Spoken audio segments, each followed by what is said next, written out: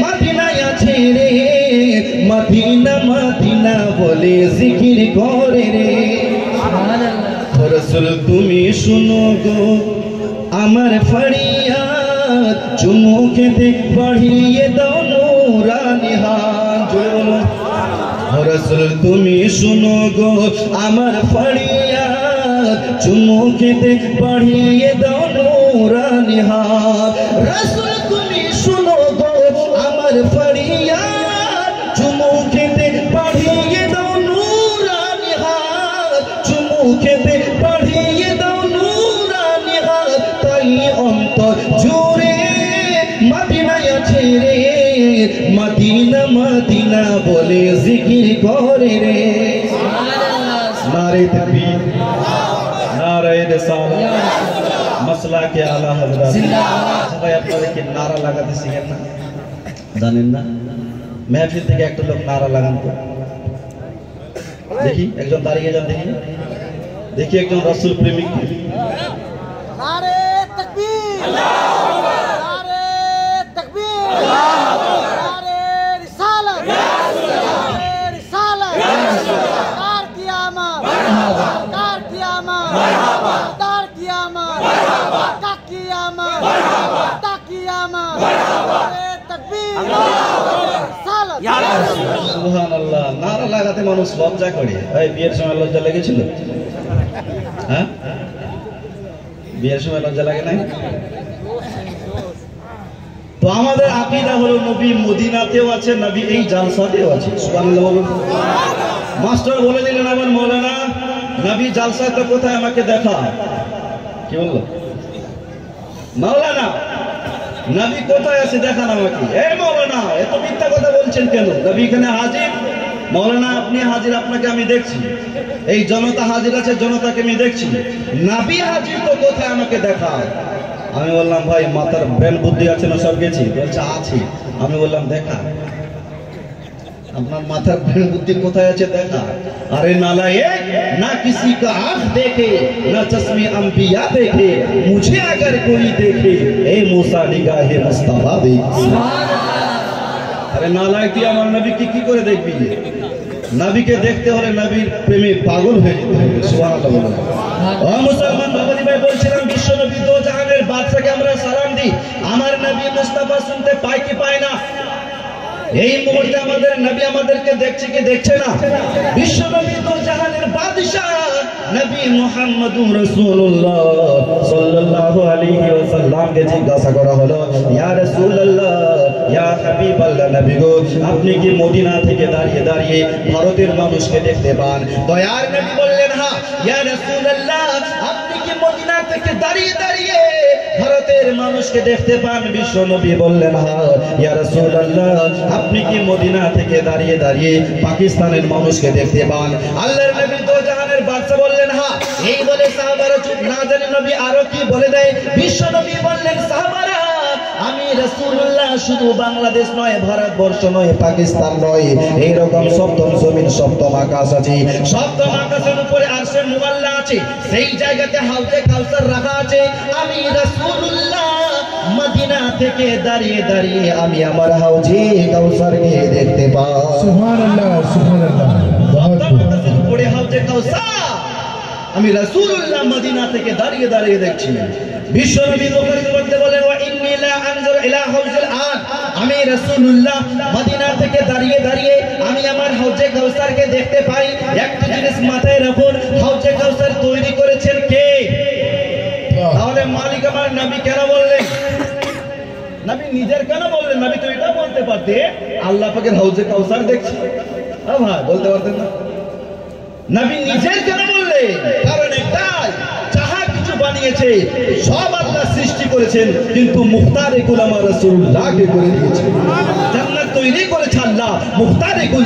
রাসূলুল্লাহকে করে দিয়েছে এই জন্য তো শায়ের বলছেন আরে তুলসে আর জান্নাত সে क्या मतलब वहां भी दूर हो हम रसूलुल्लाह के जन्नत रसूलुल्लाह के सुभान अल्लाह बहुत खूब मस्त কিছু আল্লাহ সৃষ্টি করেছে ঠিক কিন্তু মালিক আমার রাসূলুল্লাহকে করেছে। হাদিসের মধ্যে বলছেন ওয়া ইন্নী উতিতু মাফাতিহা খাযাইনুল আরদ, ভূয়ে জমিনে যত খাজানা আছে সমস্ত খাজানার চাবি আমার রাসূলুল্লাহর হাতে দিয়েছে। জোরে বলুন ও মুসলমান বাবাজি ভাই, বিশ্বনবী দো জাহানের বাদশা জনাবে মুহাম্মদুর রাসূলুল্লাহ সাল্লাল্লাহু তাআলা আলাইহি ওয়াসাল্লামকে আমরা জানের চাইতেও বেশি ভালোবাসি কেন বাবাসবো না। আল্লাহর নবী দো জাহানের বাদশা বললেন যতক্ষণ পর্যন্ত মা বাবা আত্মীয় স্বজন জানের অপেক্ষা বেশি আমার রাসূলুল্লাহকে ভালো না বেসেছো তোমরা ততক্ষণ পর্যন্ত মুমিন হতে। এই জন্য মা বাবা আত্মীয় স্বজন নিজের জীবনের চাইতেও রাসূলুল্লাহকে ভালোবাসার দরকার আছে না নাই? কিছু নামদারি মুসলমান আছে এরা তো মুখে বলে নবীকে ভালোবাসে কিন্তু অন্তরে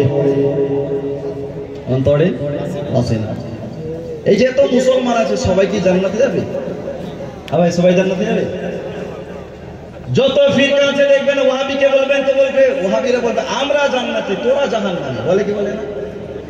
দেওবন্দির কাছে চলে যান, ওরা বলছে আমরা জান্নাতি। আহলে হাদিসকে বলেন তারা বলছে আমরা জান্নাতি। হানাফি জামাতের মানুষকে বললেন তারা বলছে আমরা জান্নাতি। আল্লাহ যে জাহান্নাম বানিয়েছে কারা যাবে? ও ভাই কে যাবে বলে? যদি হিন্দুকে বলেন তারা বলছে আমরা স্বর্গে যাব, বলে না? সবাই জান্নাতে যেতে চায়, জাহান্নামে কেউ যেতে। সবাই নিজেকে জান্নাতি বলে, সবাই নিজেকে বলছে আমরা জান্নাতে যাব, কিন্তু জান্নাতে যাবে কারা? বড় টেনশন করে গেলাম গো আল্লাহ পাক আল্লাহ তাআলা। আমরা সাধারণত মানুষ তো হাদিস কোরআন কিছুই পড়ি নাই, হাদিস কোরআন কিছুই পড়ি নাই, কিছুই জানি না। আমরা কাকে মানবো? আপনার আহলে হাদিসকে মানবো না ওয়াহাবিকে মানবো না দেওবন্দিকে মানবো নাকি কাদিয়ানীকে মানবো? কোন দলে আমরা যাব? রব্বুল আলামিনকে বললেন বান্দা যদি সঠিকটা জানতে যাও রাসূলুল্লাহর দরবারে হাজির হও। সুবহানাল্লাহ সুবহানাল্লাহ। জিজ্ঞাসা করো তোমাদেরকে বলে দেবে কারা জান্নাতি। বিশ্বনবীর দরবারে হাজির হলাম ইয়া রাসূলুল্লাহ, ওয়াহাবি বলছে আমরা জান্নাতে যাব, কাদিয়ানী বলছে আমরা তো জান্নাতে যাব। ইয়া রাসূলুল্লাহ ইয়া হাবিবাল্লাহ নবী গো একটু বলে দেন কারা সঠিক কারা জান্নাতে যাবে। আল্লাহর নবী হাদিসের মধ্যে বলে দিলেন লা ইয়াতিয়ান্না আলা উম্মতি কামা আতা আলা বনি ইসরাঈলা হাজওয়ান আলা বিনালে হাত্তা ইন কানা মিনহুম মান আতা উম্মাহু আলানিয়াতান লাকানা ফি উম্মতি মান ইয়াসনাউ যালিকা ওয়া ইন্না বনি ইসরাঈলা তাফাররাকাত আলা সানাতাইন ওয়া সাবিনা মিল্লাতা ওয়া তাফাররাকা উম্মতি আলা সানাসা ওয়া সাবিনা মিল্লাতা কুল্লুহুম ফিন নারে ইল্লা মিল্লাতান ওয়াহিদাতান ক্বালু আলিয়া ইয়া রাসূলুল্লাহ ক্বালা মা আনা আলাইহি ওয়া আসহাবি। সুবহানাল্লাহ সুবহানাল্লাহ। বহুত খুব সুবহানাল্লাহ। নবী দরবার হাজির হুজুর সবাই তো নিজেকে জান্নাতি বলে, হুজুর কারা জান্নাতে যাবে? বিশ্ব নবী বললেন তোমরা কান খুলে শুনে নাও, বনি ইসরাইলের মধ্যে ভাগ বাটোয়ারা হতে হতে ৭২ ফিরকায় বিভক্ত হয়েছিল। কয় ফিরকা? কয় ফিরকা বললাম? বনি ইসরাইল ভাগ বাটোয়ারা হতে হতে ৭২ ভাগে বিভক্ত হয়েছিল, কিন্তু আমার উম্মত ভাগ বাটোয়ারা হতে হতে ৭৩ ভাগে বিভক্ত হবে। একটা ভাগ যাবে জান্নাতে আর বাকি ৭২টি ভাগ যাবে জাহান্নামে। আপনারা একের হতে চান নাকি ৭২-এর মাল? বলেন একের জান্নাতে ৭২ দল যাবে জাহান্নামে। নবী ফয়সালা করে দিলে। বিশ্ব নবী বললেন মা আনা আলী ওয়া সাহাবী, যারা আমার ও আমার সাহাবীর পথ মেনে চলবে তারা জান্নাতি। এইখানে ওয়াহাবীর কথা বলে নাই, হানাফির কথা বলে নাই, আহলে হাদিসের কথা বলে নাই, কোন ফিরকার কথা বলে নাই। আল্লাহর নবী বললেন মা আনা আলাইহি ওয়া সাহাবী, যারা আমার ও আমার সাহাবীর পথ মেনে চলবে তারাই জান্নাতি। এই বাক্যটিকে রিসার্চ করতে আরম্ভ করলেন মুহাদ্দিসে কেরাম। দেখি মা আনা আলী ওয়া সাহাবী কারা? রিসার্চ করতে করতে দেখতে পায় মা আনা আলী ওয়া সাহাবী অর্থাৎ যারা আহলে সুন্নাত ওয়াল জামাতের অন্তর্গত তারা জান্নাতি, আর যারা আহলে সুন্নাত ওয়াল জামাতের ওহির ভিতর তারা জাহান্নামী। জোরে বলুন সুবহানাল্লাহ। আমরা জান্নাতি দল মিয়া, আমরা জান্নাতি দল, কারণ আমাদের চাইতে সুন্নিদের চাইতে রাসূলুল্লাহকে কেউ ভালোবাসতে। একমাত্র সুন্নিরাই রাসূলুল্লাহকে নিজের জীবনের চাইতে বেশি ভালোবাসে। যারা নবীর বিরুদ্ধে কথা বলে মিয়া এরা তো এখন বুঝবে না, এরা মরলেই বুঝতে পারবে। বহুত খুব ওকে কথায় আছে মরলেই মানুষ সোজা হয় না, ও না সোজা হলে ওকে সোজা করে বাঁধবে কাফনের কাপড়ে, মরলেই সোজা। মুসলমান বাবাজি ভাই, গরমের সময় বর্তমান জামানার কিছু ছেলে আর কিছু মেয়ে আছে, গরমের সময় যদি এদেরকে পিপাসা লাগে তো এরা পানি পান করে না। কি পান করে জানেন? পেপসি, ম্যাঙ্গো, মাজা, ফ্রুটি, ডিউ, লিপটা। এতে কিন্তু পিপাসা মিটে না, মেটে। পিপাসা মিটানোর জন্য পানি পান করতে হয়। ভুক যদি লাগে, খিদা যদি লাগে, তাহলে আমরা কি খাই? জোরে বলুন, কি খাই? ভাত, না হয় রুটি। আচ্ছা বলুন তো বাপ, বিনা পানিতে আল্লাহ পিপাসা মিটাতে পারে না? আপনাকে পিয়াস লেগেছে, আল্লাহ যদি চায় আমি বান্দার বিনা পানি দ্বারা পিপাসা নিবারণ করবো, পারবে কি পারবে? পারবে, নিশ্চয়। বিনা পানিতে যদি আল্লাহ পিপাসা নিবারণ করতে পারে, তাহলে পানির অপর নাম জীবন কেন? বিনা খাবারে আল্লাহ খিদা মেটাতে পারে না? পারে। তাহলে সেই খাদ্যের এত গুরুত্ব কেন? বিনা ঔষধে আল্লাহ অসুখ ভালো করতে পারে না? পারে। তাহলে এত ডাক্তার কেন আর এত কবিরাজ কেন? আল্লাহকে জিজ্ঞাসা করতে হবে, ইয়া মালিক ও মৌলা, তুমি বিনা পানিতে পিপাসা নিবারণ করতে পারো কিন্তু করো না, বিনা খাবারে খিদা নিবারণ করতে পারো কিন্তু করো না, বিনা ঔষধে অসুখ ভালো করতে পারো কিন্তু করো না। আমার আল্লাহ ডেকে বলছেন, হে আমার বান্দারা শুনো, তোমার বিনা পানিতে পিপাসা নিবারণ করবো না, যাতে পানির গুরুত্বটা বুঝতে পারো। বিনা খাবারে খিদা নিবারণ করবো না, যেন সেই খাদ্যের গুরুত্বটা বুঝতে পারো। বিনা ঔষধে অসুখ ভালো করবো না, যেন সেই ঔষধের গুরুত্বটা বুঝতে পারো। ঠিক তেমনই আমার নবী মুস্তাফার শাফাআত ছাড়া, নবীর দোয়া ছাড়া তোমাকে জান্নাত দিব না, যাতে আমার নবী মুস্তাফার গুরুত্বটা বুঝতে পারো।